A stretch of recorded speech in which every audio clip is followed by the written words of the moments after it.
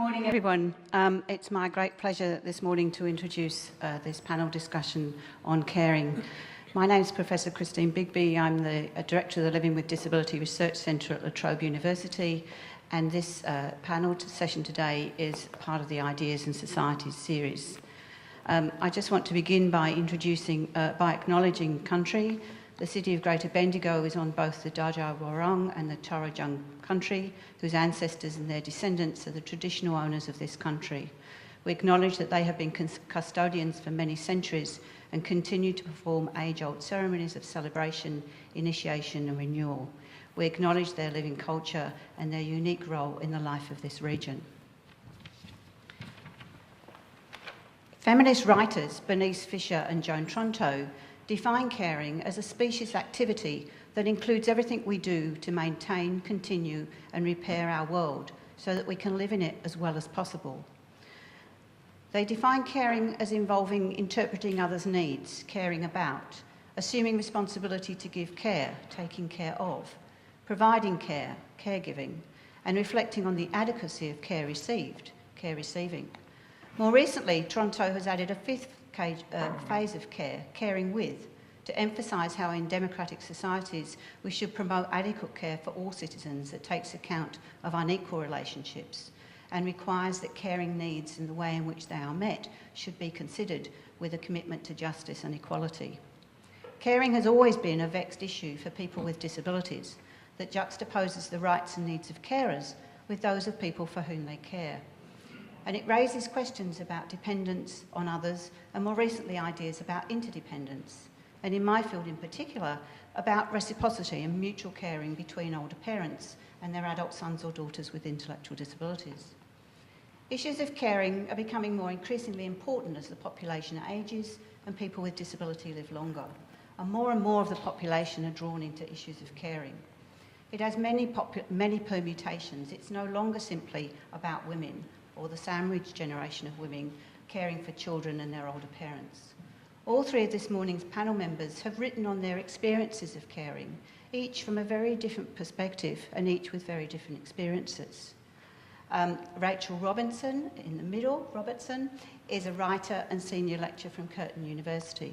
She's the co-editor of Purple Prose, an anthology of women's writing, and her short fiction and personal essays have been published in Australian and international journals and anthologies. She's also the mother of a disabled son, and her memoir about caring for her autistic son, Reaching 1000, was shortlisted for the National Biography Award in 2013. Next to her is Anne Mann, who is a well-known journalist and social philosopher. She's written in the past columns for The Australian and The Age, but now predominantly writes on culture, and her essays appear quite often in The Monthly on things like child abuse, pornography, gendercide and disability. Her books include Motherhood, How We Should Care for Our Children, which was a finalist in the Walkley Awards for Non-Best Fiction in 2006, and more recently The Life of I, The New Culture of Narcissism.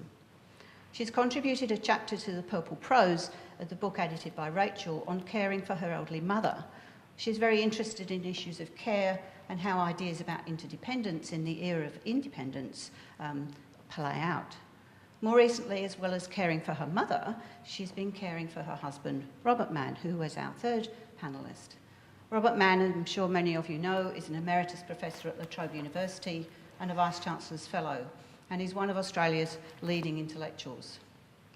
He was Professor of Politics at La Trobe University until his retirement in 2012, and if anybody wants a really good read about the internal politics of the university, his chapter From Paddock to Agora, which is a book about 50 years at La Trobe University, details what went on in the politics department.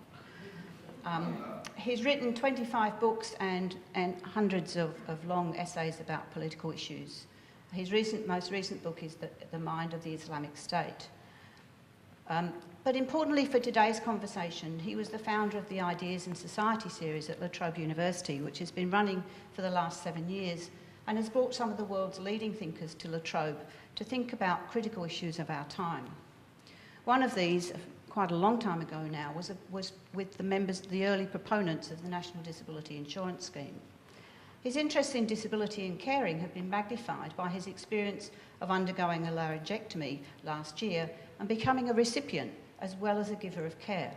He's intending to write over the next little while on his experiences of losing his voice and of passing into what he calls the community of the unwell in a new collection of essays that will be called On Borrowed Time. So I'm about to hand over to these three very eminent writers and thinkers to have a conversation about caring.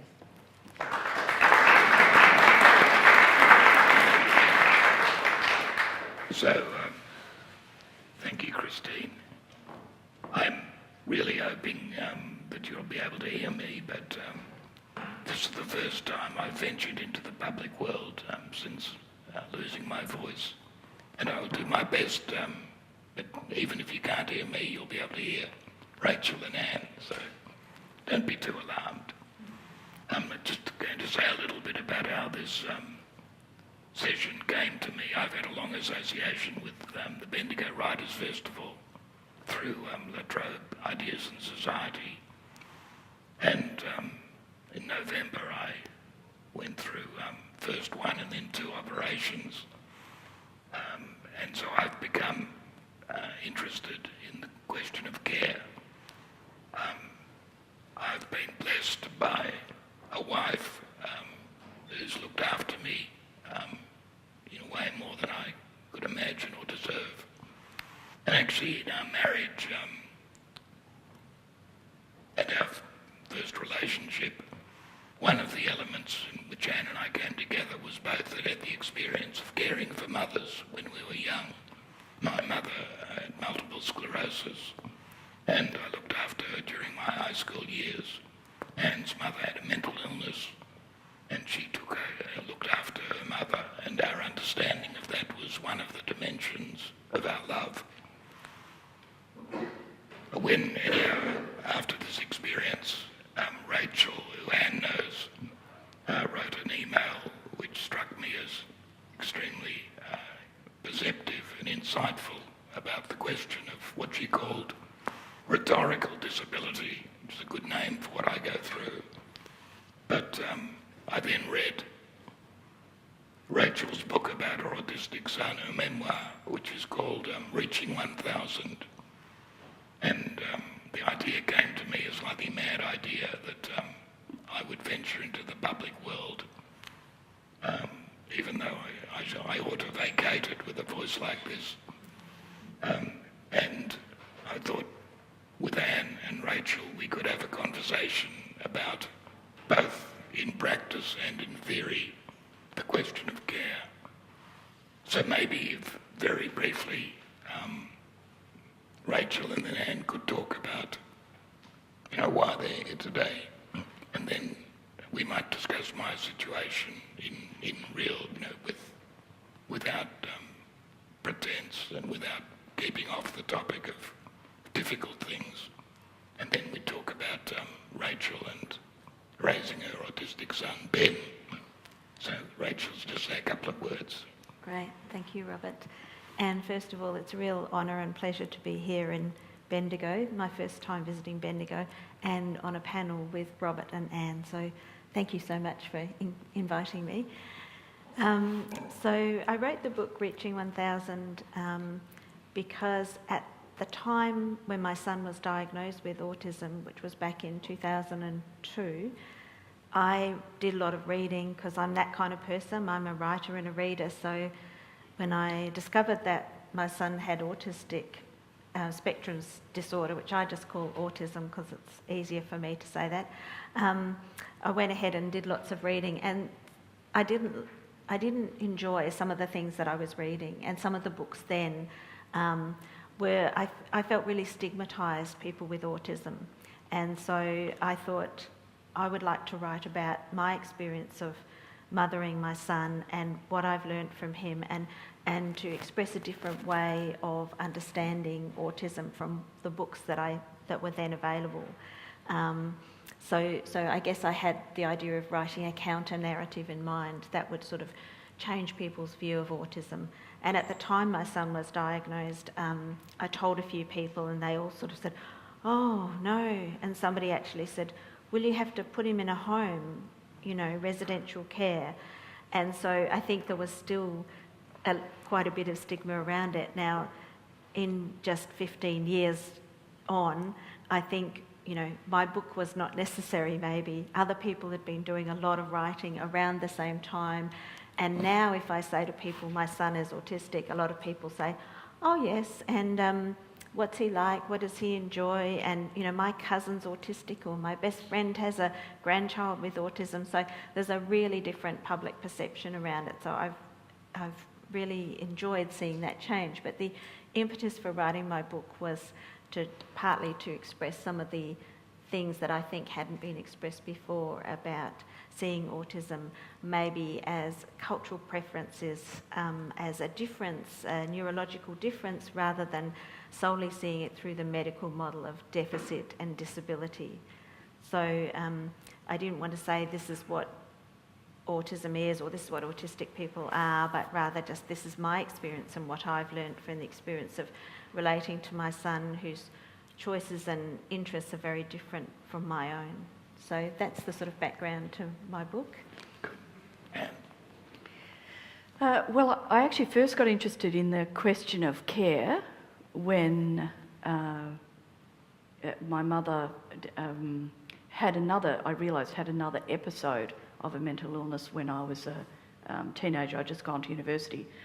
And I knew that she'd had what we used to call a breakdown, inverted commas, when I was very young. And she had attempted suicide several times, and it was a catastrophic kind of event before I was 7. And then we came here to live, and miraculously she got a life together. And as a sole parent, she parented 3 girls. And I still think of it as a kind of miracle, because I don't think she was actually ever medicated there was not proper treatment, and there was tremendous secrecy and stigma. But the time I really focused it, my kind of childhood narrative was that she'd had that was what they used to say, she'd had a breakdown, and then that was over, and then you went forward in life. And because she was so so extraordinary, really, in, for example, I used to horse ride. We had absolutely no money, but she'd follow me all around Victoria and find means of getting me into someone else's horse float to go somewhere. When I think of both the financial difficulties she had, but also there must have been all sorts of emotional difficulties she was having, but she was there and present to realise my dreams on the back of the horse. And then when I went to university, suddenly she became very ill again, really ill.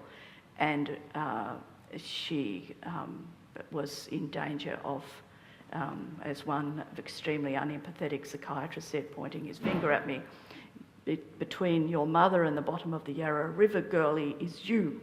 And they would call you girlie, there was a complete lack of empathy, but that not only did people in the psychiatric profession, but everywhere there was stigma and secrecy, and there was as if you had fallen off the edge of the world into a netherworld, into another world. And I came to call this world the shadow world of care. And you have to make actually a moral decision to step into the threshold and right into that world. That at that point I was at university and people were urging me to go overseas and to do all sorts of things, to study. This is especially after my 4th year, but all the way through my university degree, I was both. I had to swing my full attention to her to make sure that she got the treatment she needed, and to never give up on her, to never not be there for her. If it meant getting up in the middle of the night to drive up here where she was, in a bad state, or if it meant spending months with her, or giving up a scholarship at a college, all of that had to be done. It had to be done without thought. It had to be done quickly. It had to be just as a matter of reflex. And it was really after that time that I began to sort of cogitate, having sort of got her into a safe place, that really the centre of life for so many people is events like that are completely actually unexceptional. we behaved then, and we still behave to a large extent now, as if independence and wellness and an intactness, which I think is very much based around an ideal of the masculine who's had someone else taking care, off-field taking care of that shadow realm. And we don't really acknowledge fully how present it is in everyone's life. And just recently, with which we should really talk about now, but with Rob, it was like being tipped off the edge of the world again, and you're into a different kind of realm. By no means a realm of only suffering. It's very interesting. It's actually quite different, but nonetheless, it's not the world of the independent subject. It's not the world of someone who can manage everything for themselves. It's a realm of vulnerability. It's a realm where dependency and the kind of interdependency of a marriage really becomes absolutely central. So I thought we might spend a bit of time first talking about my situation. For some reason, I have this desire to express what's happened to me. Because a lot of people in my situation, I think, become secretive. I must say that I'm calling my next book of essays On Borrowed Time, but there's no reason why that couldn't be 20 years. I mean, at the moment, I don't have cancer. They seem to have cut it out. So don't be too alarmed. But I've noticed that I was watching a documentary some time ago about a really extremely very funny writer, Nora Ephron. And when she was hit with cancer, even though her life was making stories about everything that happened to her, she decided not to say a word even to close friends. Hardly anyone was told about her cancer. For reasons that I don't understand, I have the opposite impulse, which is to talk about it, which I'm about now with Anne to do, and then we'll swing our attention to Rachel and Ben, her son. So, Anne, you keep on interrupting me, if you will. I had cancer about 8 years ago, the first was when Obama was elected. The second was when, I forgot his name, Mr. Trump was elected.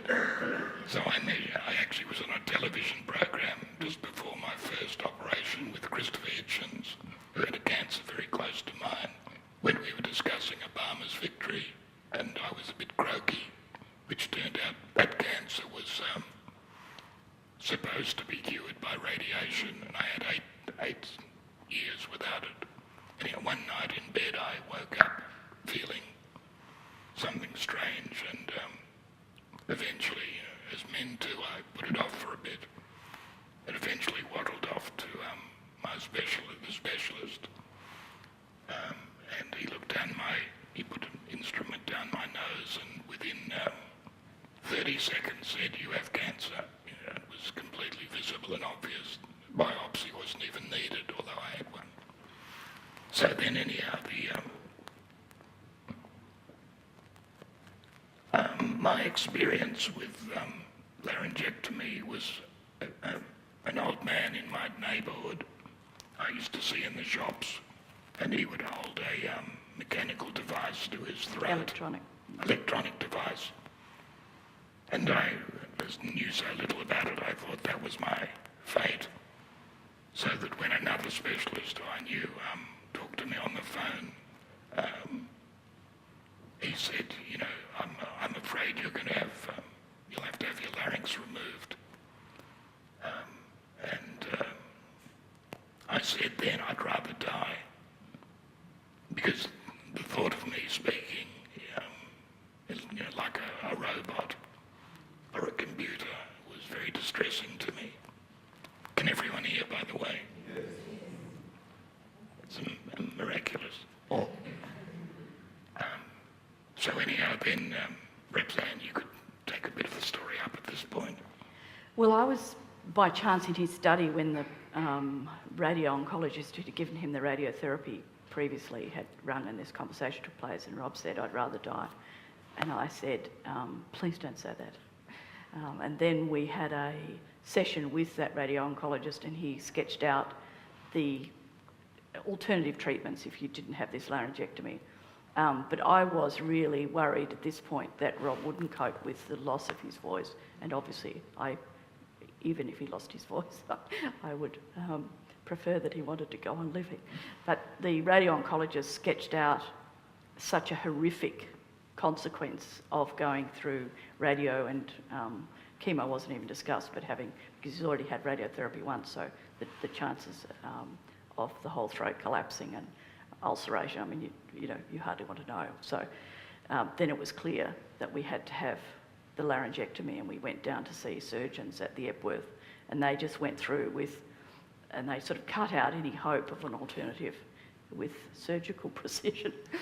They just went through the logic of it, and we saw the tumour. Yeah, we were sitting there with two extremely fine surgeons, and they had a television picture of my cancer, and they were discussing with each other, almost as if we weren't there, what had to happen. And, the I'd rather die moment turned into, now we must get to it. And we must cope. We must deal with it. And so, we have to keep an eye on the time because we could talk forever. But then I went into hospital, and it was a very complicated operation. It needed a surgeon for throat cancer, and also needed a plastic surgeon. It was not an easy operation. It was perhaps 12 hours.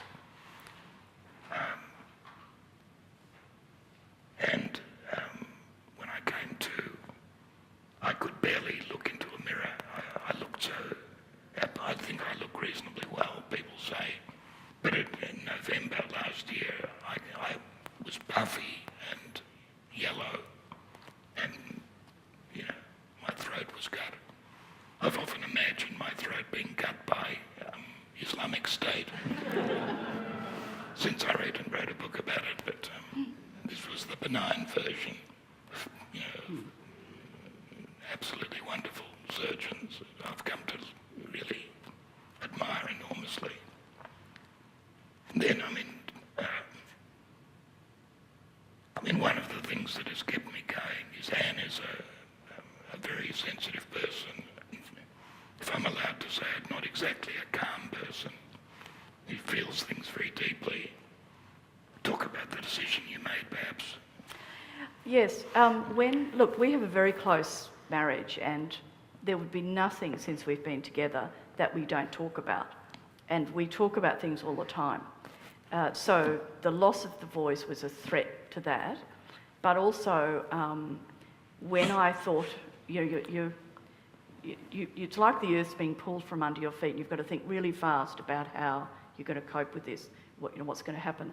And I made a series of decisions, and one of them, which I didn't really tell Rob about, was that I wasn't going to for the first time in our married life, tell him what I was feeling. So my job, as I saw it, was to be buoyant and strong and optimistic and cheerful and just a very extremely positive, strong presence. And I knew that I could do that, but I also knew that I would have other feelings, and those other feelings had to go somewhere. So I made a decision, instead of telling Rob about, my worries or fears, and particularly fear was just absolutely, at that stage, absolutely enormous. Would he survive the 12-hour operation? He had a life-threatening infection a few days later. He had pneumonia. If the plastic surgery skin graft hadn't taken, they would have to operate again, and he wouldn't survive. I knew that from what the surgeon had said. So there was terror that I would lose him. But I couldn't tell him that, because if I came in, just like, as any carer with someone who's dependent on them, but say a mother with a child, you can't show your fear. You have to actually give them a sense that they're going to get through it. So I turned to friends instead, and were one of the really lovely things for me throughout was there were central people who I could depend upon, and I placed those fears and those negative emotions with them, and they kind of held me. There are two of them present, Jerry and Dee Gill. They were absolutely wonderful. We'd only just met, but they were absolutely wonderful throughout. Ray Gator wrote emails all the time, and I knew that his love was there. So there were lots of friends who did that. And that way, Rob actually was recently thinking of writing about the whole experience, and he asked me to look at my emails. And I got a real shock because the emails were a different story to the smiling, buoyant, on top of the world Anne that stepped in through the hospital door each day. But that was really necessary for him, that he didn't see my fear. And I think that's something that a lot of carers experience, not just sort of protecting other people from, in some way as a carer, you take that role of wrapping the person who needs the care up.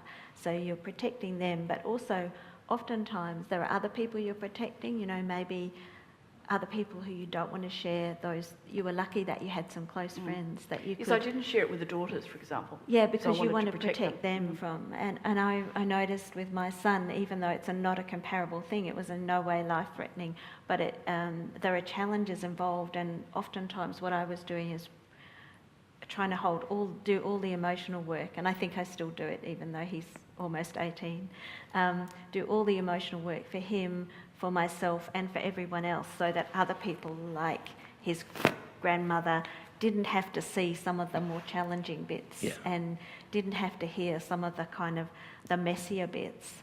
And in some ways I think that's part of the role. In other ways I think I would like us to unpack some of that so that we don't do it. And maybe part of writing about experience is to be able to step away from always protecting people from tough stuff or messy emotions. Yeah. Dear friend David Marr is in the audience, so I'll tell a Gerard Anderson story. Gerard, every time I write anything, Gerard says my memory is no good. But now I have one absolute Gerard Anderson proof memory, because for about 2 months I couldn't speak at all. I was fed through the nose and I literally had no voice. So I wrote, and we've kept the notebooks that where I was one-sided conversations. Everything I said in writing I've preserved. So even Gerard can't say I've misremembered. But the interesting thing in a way is, and people don't believe this and think I'm in denial, apart from the time I came out of the second operation where I nearly died, I wrote, I think we've made a mistake. You shouldn't have gone ahead with this. Apart from that, in a strange way, I was never depressed, never even stupidly, never ever really anxious. And in some ways, I had a good experience in the hospital with Anne's visits. We had our wedding anniversary in hospital, and we had a proper anniversary. We have a slight disagreement about what we did. So romantic. And the plastic surgeon, who's of Indian descent, an absolutely lovely man, when I was waiting to be ready to eat again, decided I should go home for Christmas. And with a nose, with a tube in my nose, our daughter came to visit us, the one that's in Australia. And we had a good Christmas together. But then on New Year's Eve, again, we had a wonderful celebration, really. And I think people think that I must have been downhearted or depressed or whatever. I just haven't been. It may be the opiates that I was taking. The other thing I've thought is that for the first time in my life, when I was being fed down the nose, couldn't taste anything. It's the first time for 40 or 50 years I've had a balanced diet. But for whatever reason, my spirits have remained buoyant. I don't know why. There's that line by Arthur Frank who says that it's only when you're ill that you truly participate fully in life. or that the ill participate fully in life, but most people have to become ill to actually recognise how to do that. Yeah, I mean, it's like I've always known what I valued. Marriage, the daughters, friendship, which was very important to me. But it's like it's been focused. There's a sharper focus on those things in my experience. And trivia has fallen away to some extent. And you know, a big part of my life was doing what I'm doing today, which I won't go on doing, which is speaking in public, conversing, lecturing, going on radio, going on television a little bit. That life is sort of over, and maybe we could discuss the rhetorical disability and the prejudice of a society about voices that are irritating, which I think is quite a deep and undiscussed social prejudice. But luckily, more important to me always has been writing. And I've been writing rather furiously ever since. I even wrote a column in hospital. I wrote it in my head, sitting on a wheelchair, waiting for what was called a swallow test, full of rage at the Australian newspaper, in defence of Gillian Triggs. But writing still remains with me as a possibility. I mean, maybe, Anne, if you want to say a couple of things that we could talk to Rachel, or turn to Rachel. Look, when you know, this threat of losing his voice before he'd had the operation, I really, a part of the things that I love about Rob is his voice. I've always loved his voice. This is slightly weird, I know, but when he would leave a message on the phone, as in, could you pick up the cat food, or could you get the milk? Well, why didn't you pick up the cat food? Yes, I'm very absent-minded, so what? I hated deleting them. I always wanted to, never wanted to delete any message. I mean, I had to because the phone would clog up, so. So this thing of losing his voice, and for his daughters, the very first voice other than mine that they would have heard, was, you know, a huge kind of thing. But anyway, so Rob, I said I wanted him to record something before the operation. Didn't matter what it was. So he wrote me this absolutely beautiful letter and recorded it, a love letter, really. And so while he was in theatre, this long operation, I listened to it at the flat that I'd booked to stay near the hospital, and I listened, tears streaming down my face. But it was as if we were preserving something that I later realised that we actually had never lost. So all those pads, you know, which are huge in number, he would write and I would talk. We had fantastic discussions in the hospital about everything from Trump to Gillian Trigg, Gerard Henderson probably, and feminism, care, you know, all sorts of questions. And in a way, he never, like, his voice was just omnipresent. He was with me all the time. And even he doesn't really make a sound laughing, but I fill it in. I feel his, you know, we often watch things together and we're weeping with laughter over Veep or something. And I can see tears trickling down, and at one point I realised that I couldn't hear, but I'd filled in that voice. So do you think voice is sort of almost standing in for presence in a way? It's like exactly. we think that it's voice, but it's actually something else. It's the soul, it's the other person. And from him flashing his eyes at me to not make a comment about a lazy nurse, to occasionally writing crossly in capitals, something. We were in total close communication all the time. So I've actually really revised my idea of what a voice is. And then, just to finish off the voice story, he was silent, and with me feeling absolutely present with his voice, but he finally, after 3 goes, passed the swallow test, and which means that you can then put pressure on the larynx and your stitches and the reconstructed area, and you can force air through the silicone voice prosthesis, which he now has, and up through the mouth and speak. So we went to the surgical rooms and no one knew whether he could speak. He might not be able to speak, some people don't. It might take months of retraining, so there's a very pregnant kind of moment. And that he began with counting to 1, 2, 3, 4, 5. Then he made a few sentences, and then he was off into paragraphs, as if he had never stopped his voice. And I was in the corner, little tears trickling down, because the miraculous thing was, although his voice is now a whisper, he sounds like Rob. Every intonation, every rhythm, every aspect of the sentence was the same. And so this was quite a miracle. But then they couldn't stop him talking, so he... We should Yeah.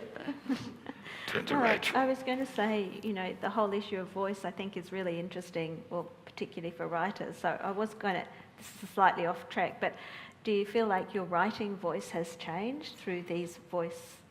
No, okay. And the other thing I was thinking is how we confuse voice and fluency with communicative competence. Yes.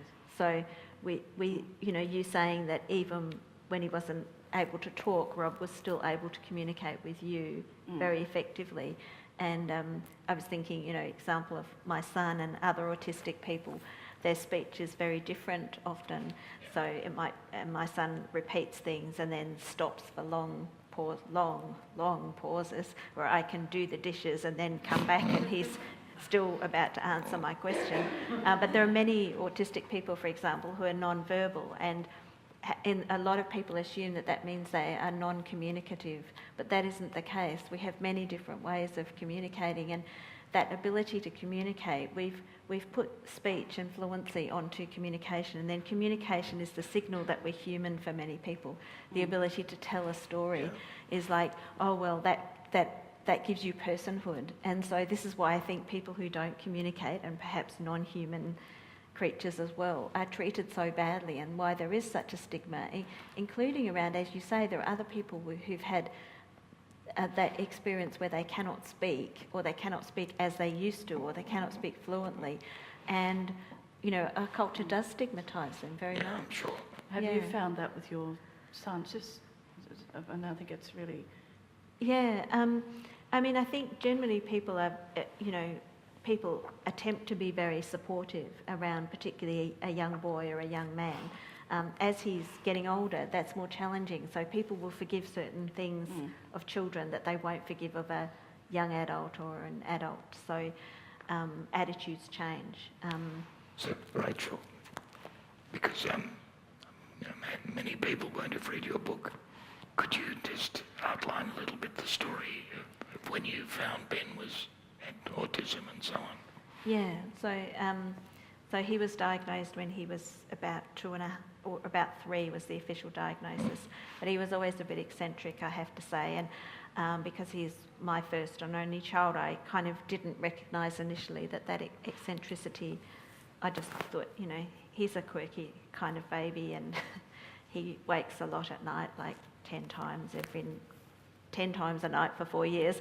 I knew that was a little bit unusual, but I didn't quite realise it was signalling things. So it wasn't until he started and he did start speaking, but in a very unusual way, and he used to do some classic things that I now recognise. So you and I got reversed and repeating things, what they call echolalia, which is where you repeat whole sentences, or in his case, some of you may have heard of the children's TV show Bananas and Pyjamas, because it's about 25 years old, and he used to watch that. He found it quite fascinating, I think, because the bananas he could relate to more clearly than other kind of people.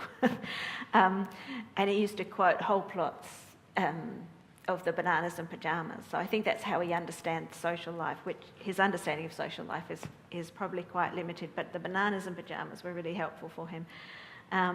So yeah, he was, I realised that he was a little bit different from other kids, and so then I suddenly, he was obsessed with numbers, and he used to make me take him walking around to look at the letterboxes, 2, 4, 6 on one side of the street, round the block, and then the other side, and he would walk and walk until he could barely step, and I'd have to kind of carry him home because he just wanted to see the next number. So then... Why it's called Reaching 1,000. Yeah, that's right. The reason it's called that is one morning I woke up to hear him moving things around the house in his room, and I said, "What are you doing?" And he said, "I'm going to get 1,000 objects into my room."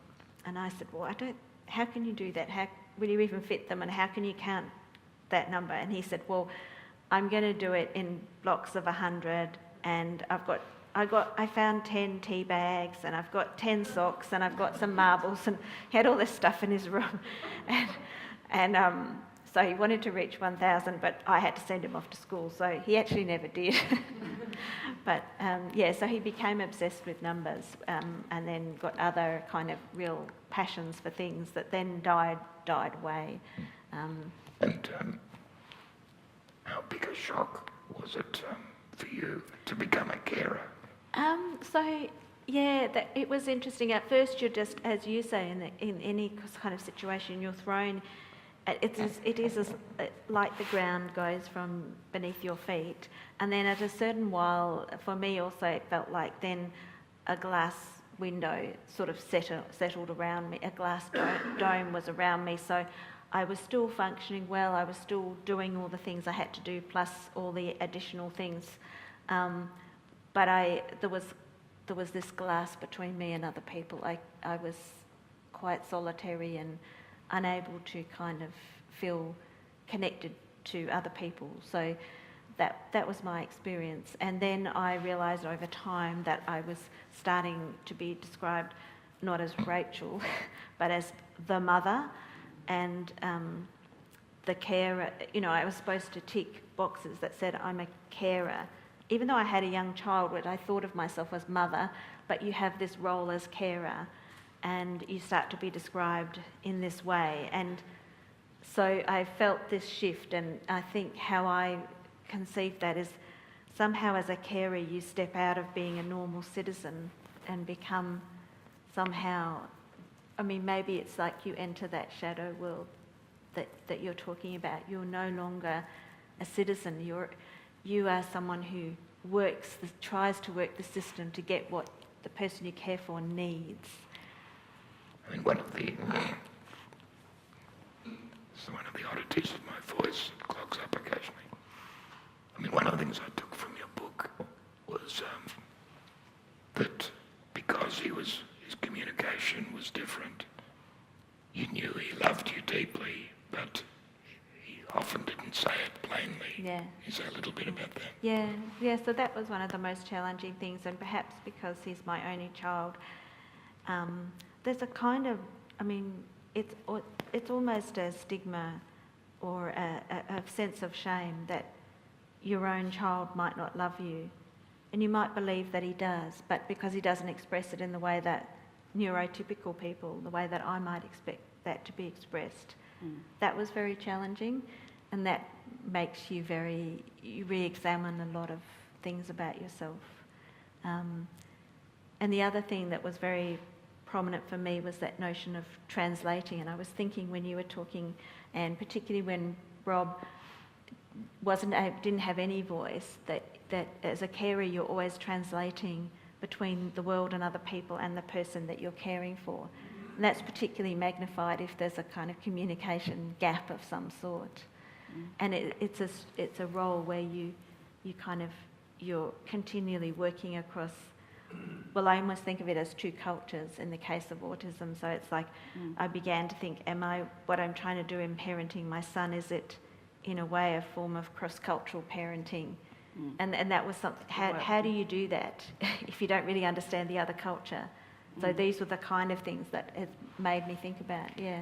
I was going to ask, with something like autism, you know, the normal thing of raising children is, you know, you're waking up at night and there's some hard yards. It's quite arduous at a certain point.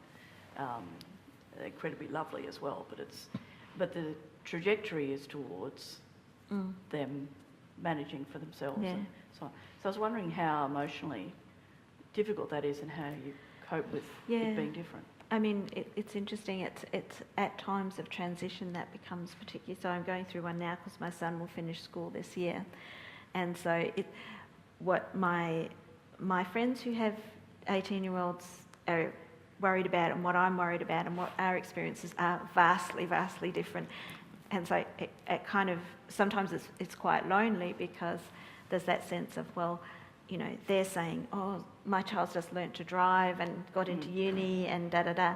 And everyone, we all have this kind of model in our head of the ideal autonomous individual, and the child is to grow into that, and that is our job as parents. So letting go, you know, and it'll be a very long time. I mean, I'll probably let go the day I die, because I will be forced to.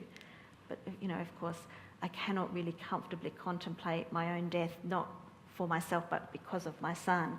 This is something that many people with children with disabilities are most afraid of, at the sort of abandoning our children who still continue to need us, because the model that our culture has is the kid grows up and leaves home, and then it's different.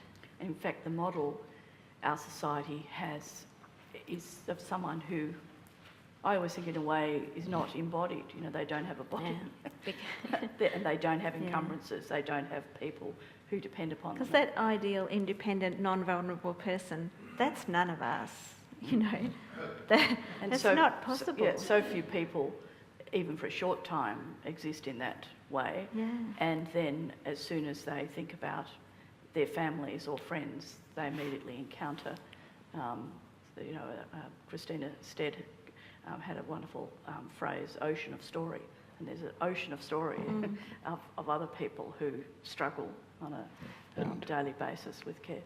Just wondered, how well prepared was the society, do you think, for your son? I think not so much. I mean, there have been a lot of developments around, specifically for children with developmental issues like autism, that have improved a lot. So, and there's a lot of quite activist parents who I really admire. And I guess I'm not into that form of activism, but I guess I wrote my book as the shy person's form of activism, or the lazy person's, I don't know. But I guess, I'm interested about us writing about these things, because it is contesting that model, and it reflects the fact that our political and cultural structures are still so far from amenable. Can you talk a little bit about what you're going to write about your own experience, and Robert? I don't know. I usually find writing pretty easy. I do a lot of work, and there's partly no work I can do apart from looking at my notebooks. But it's a new form of writing for me, and I actually don't know yet what I'll do. But I know I want to write about it. I think it's great. I think we spoke last night about people are worried about writing and reading about very dark things, like, the experiences you've both been through, which are very difficult and challenging. But I think it's really important for people to be able to read that, because we all have those experiences, and we need to know that we can go into that darkness and navigate our way through it. Yeah, I just want to say a little bit. I know my husband so well. I know he's getting ready for questions. So,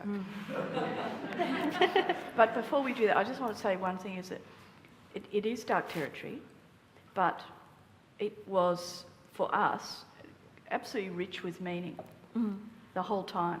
There's, and I actually think things are difficult, or they're difficult for me, but I think they're difficult for a lot of people when there's an attack on meaning. So that if, for example,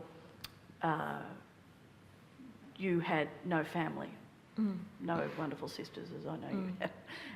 If Rob had no one or I'd behaved badly. Took to the hills, yeah. Took to the hills or betrayed him in some way. So I would say that abandonment is, and an attack on meaning is far worse territory to exist in. And often every time I'd go in, I would think about someone we met who was a laryngectomy, who was his partnership split up and he lived by himself, and I would find myself worrying about him.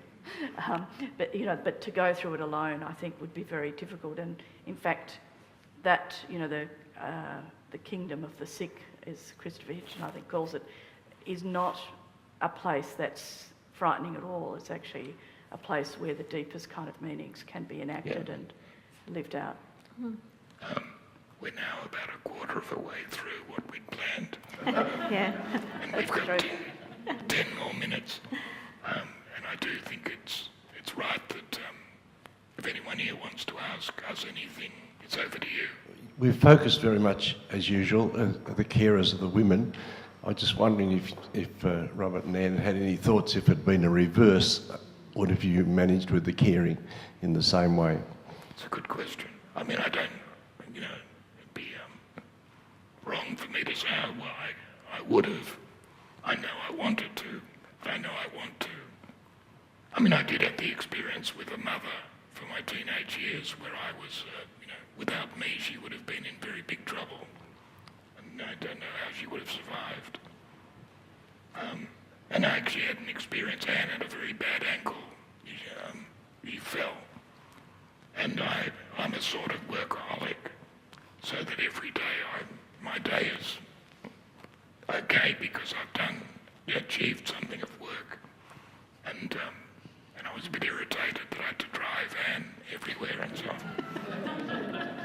And at a certain point, I just decided that was wrong, and I clicked into the caring mode.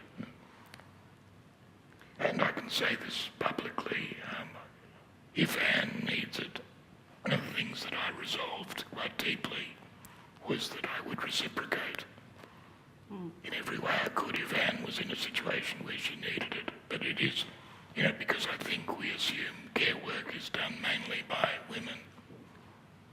It is a big issue for men, I think, to be particularly men, who have active working lives, to be able to drop that as much as necessary to enter the shadow world of care.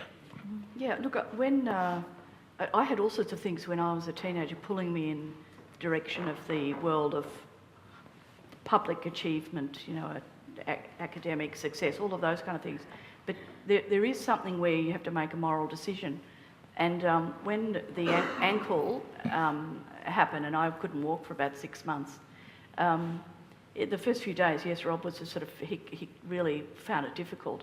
But then, and I asked him later, because for the next, until I recovered, he looked after me so tenderly and with such incredible care. And I said, what happened between the first few days when he was really somehow thrown by this new situation? And he said, I made a moral decision.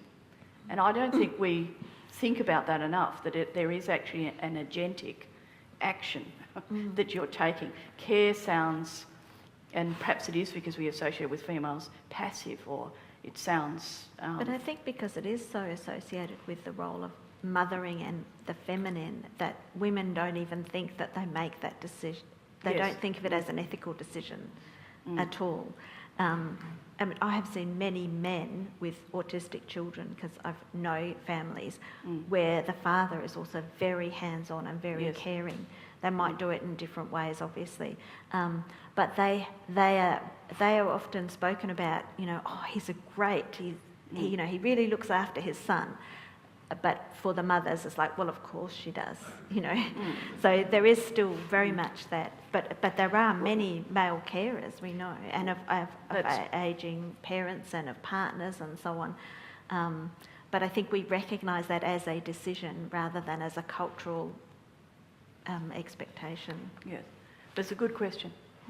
That leads to my question. You talked about the wonderful surgeons, and I get there's a lot of training behind those skills, but what about the nurses and the other allied health people? Because I've felt when I've been in hospital, I just love them, what they do for you.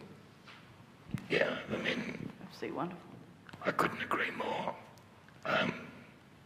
I was a private patient, and it might be slightly different in public hospitals when people are rushed.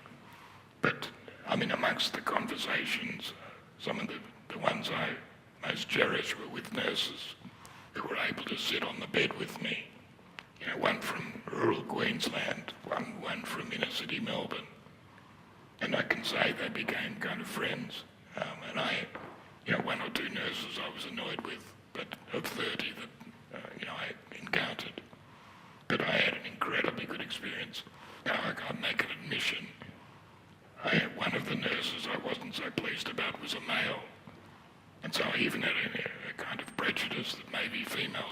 nurses.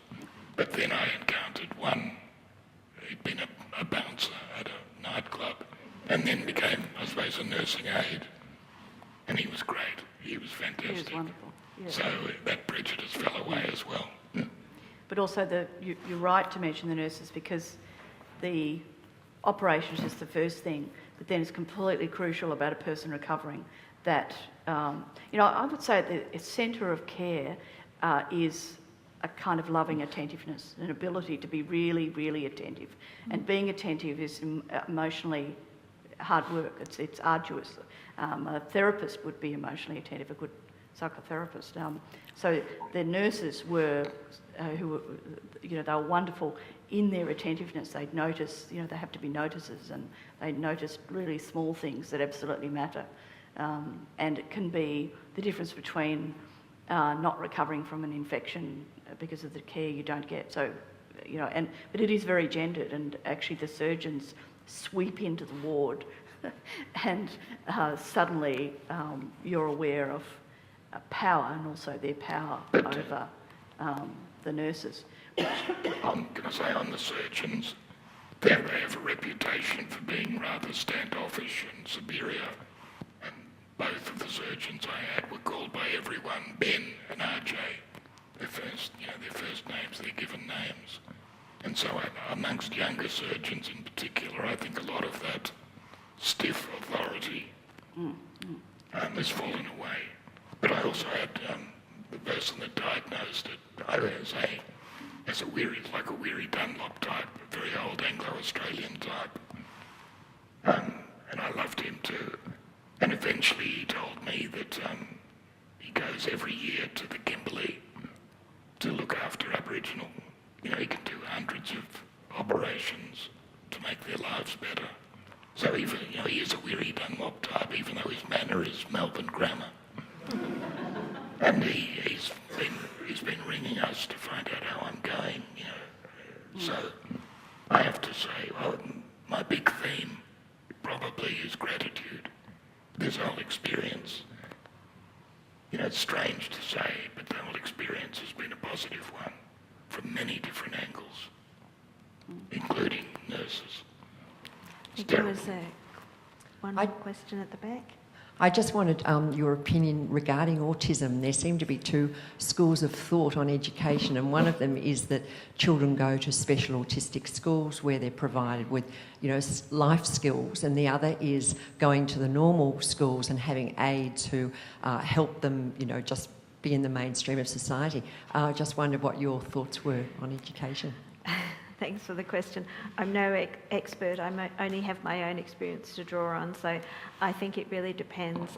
There's a little saying in the autism parent community where people say, you've seen one kid with autism, you've seen one kid. So what that means is they're as different as neurotypicals are from each other. So for my son, he had a fantastic experience in mainstream schools with a lot of support, but he needed a lot of support, and I worked really hard, and I'm probably quite good at working the system with school teachers and so on.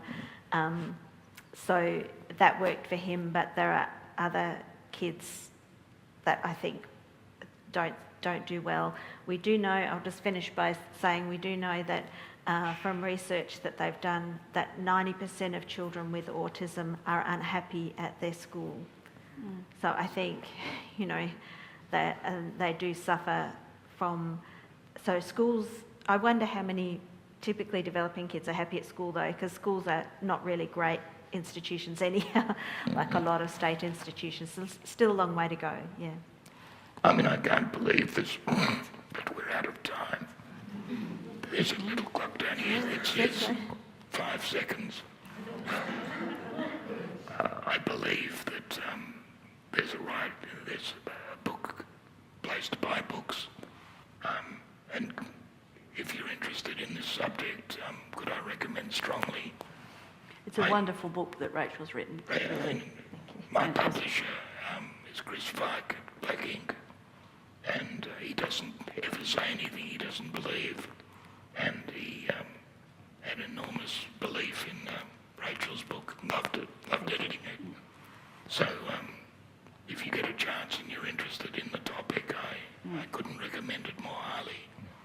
And so can I thank you all for your patience and putting up with me.